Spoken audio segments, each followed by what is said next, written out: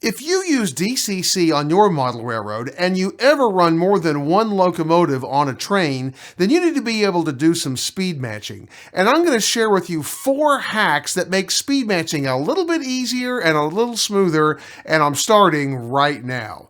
Hi, I'm Ron of Ron's Trains and Things, and as I expanded my layout a few years ago, I added some industries, I added more spots to industries, I added a lot more rolling stock. My trains got longer, and as a result, I am having to redo all of the consists on my layout. Some of them are going from 2 locomotives to 3 locomotives, and some of them are being swapped around. All of that basically is saying that I need to re-speed match the locomotives on my layout. Now, speed matching is one of those things that there are a lot of different ways to do it, and it can be a little bit complicated and a little bit tedious sometimes, but I've got some tricks that help make the process a little easier and a little faster, and I'm going to share them with you today. I know that you're ready to get started, but first, a quick word from our sponsor. This video is brought to you by Midwest Model Railroad. With 15,000 square feet of inventory and one-day shipping, whether in person or online, they are your one-stop model railroad shop. MidwestModelRR.com, link in the description. Now, as we begin, let me first acknowledge that there are a lot of different ways to do speed matching. As for myself, I do my speed matching using a speedometer, specifically the AccuTrack 2 speedometer, and I set my speed tables using JMRI. And I know many of you use those same products, and even if you're not using the speedometer, the JMRI process can be really helpful. It's great free software, and it's really easy to learn. Now, a little while back, I made a couple of videos about how I do basic decoder setup in JMRI, as well as how I set the speed tables whenever I'm doing my speed matching in JMRI. I'm not going to recover all that material, but I will link both of those videos in an end screen at the end of this video, and if you are new to JMRI or working with speed tables, be sure to check those out. I also want to say that none of these hacks that I'm going to share with you today are absolutely essential to speed matching. They're just some things that may help you make the process a little easier and go a little bit more smoothly, so take that into consideration as we go. The first tip that I would share with you to make speed matching go a little easier is, whenever possible, to consist similar locomotives from the same manufacturer. Similar motives, similar frames, and similar mechanisms are just more naturally going to run similarly to one another. They're going to perform much more the same than when you're working with different motors and different mechanisms. As those things mesh together, they have different friction points, they have different tolerances. They're just going to work a little bit differently.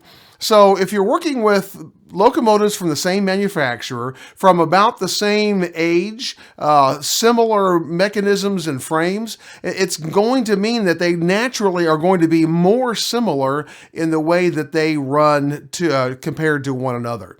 Now, you need to understand that there are still going to be minor differences from one locomotive run to another, from one locomotive style to another. Even within exactly the same locomotive, there are going to be some slight differences.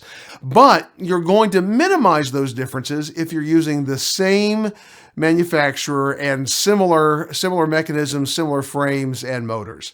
Now for me, I have some consists that are all Kato.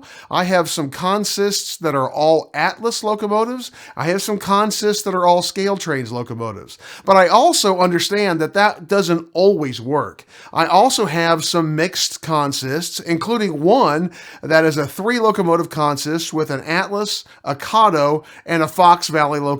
So I know that that's not always going to be possible, but whenever possible, it will make your life a little smoother and make the process easier if you use similar locomotives from the same manufacturer. A second tip that I would give you is to use decoders from the same manufacturer. And this is probably even more important than it is to use the same manufacturer's locomotives. There are a lot of differences in the performance of decoders from one manufacturer to another. While if you're within the same manufacturer's family, decoders tend to work more similarly, even if they're not the exact same locomotive. With some manufacturers' decoders, you're going to find differences in the way that the locomotive performs under different situations and different settings. In particular, I find that a lot of locomotives and decoders will run at slightly different speeds at the same speed step, whether they're going forward as compared to when they're going backwards. Keeping those manufacturers' decoders together will help make your process a little easier and a little smoother. Now, at one time, I would have said the difference between sound and non-sound decoders could make a big difference, but I've noticed that is a lot less more recently in newer decoders. Decoders that I have now, I have several that are mixed within the same manufacturer, but sound and non-sound in the same consist. And I find that the presence of the sound makes very little difference in these newer decoders as opposed to ones from, say, 8 or 10 years ago. A third trick that you will definitely want to pay attention to is turning off the back EMF or speed stabilization on your decoders before you go to speed match them and run them in consist. Now, this information has been around for a long time, but it's still very true, and I cannot emphasize it enough. Now, if you're not familiar with back EMF or speed stabilization, it is a feature within decoders that are supposed to help make them run at a more consistent speed when they're under a load, like if they're pulling uphill or around curves, as opposed to in a straight, flat, tangent kind of a situation. The problem is that speed stabilization tends to make locomotives running in consist fight against one another while they're in the process of trying to compensate for the load that they're feeling from the other locomotives. Another thing I notice in many locomotives and many decoders is that whenever you have a locomotive that is set to a certain speed table and function in a certain way in solo mode with back EMF on, when you put it in consist, it just runs significantly slower. I don't fully understand why this is, but I know that it's true. And so you're going to find your life, again, a little bit easier, a little bit smoother when it comes to speed matching. If you just turn the back EMF off on all of your locomotives, you're going to find it much easier to get them to run consistently together. Now, my fourth tip is my master hack, and this is how I go about getting my locomotives to run almost perfectly speed matched in consist together, and that is I do my speed matching in consist mode. Let me explain to you what I mean.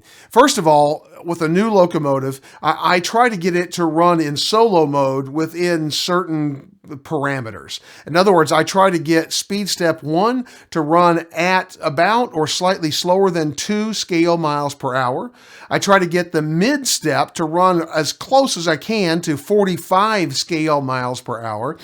And at full out top speed, I try to get my locomotives to run about 90 scale miles per hour. And that gives me enough play room, enough wiggle room for them to run together in consist. And when they're slowed down a little bit under a load, they'll still be running at the speeds that I want them to run.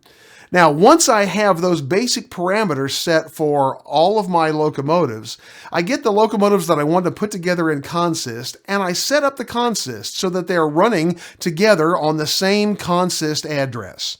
At that point, I take all but one of the locomotives off of the track and I adjust the programming for that one locomotive to run exactly the way I want it to in consist mode. So it's running on the consist address, but only the one locomotive. When I have one locomotive running really, really close to where I want it, then I'll bring in a second locomotive. I'll do the same adjustments to it. And then I'll put those two locomotives on the track together. Again, they're still in consist mode under the consist address, and run them together and see where I need to make adjustments.